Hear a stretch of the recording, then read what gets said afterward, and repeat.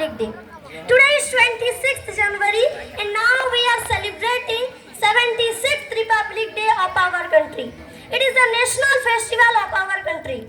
On this day, our constitution came into the force on 26th January 1950.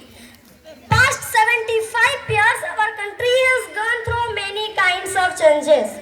The command of the country came into the hands of the peoples and our country became a democratic country. That means our India is a country where peoples are elect their leader on his own choice.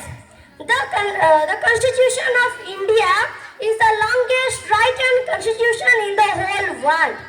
It gives us fundamental rights and freedom to live. The father of the Indian Constitution is Dr. V.R. Ambedkar, and we also talk him Dr. Bhim Rao Ramji Ambedkar. The Republic Day of India spreads many kinds of messages like equality,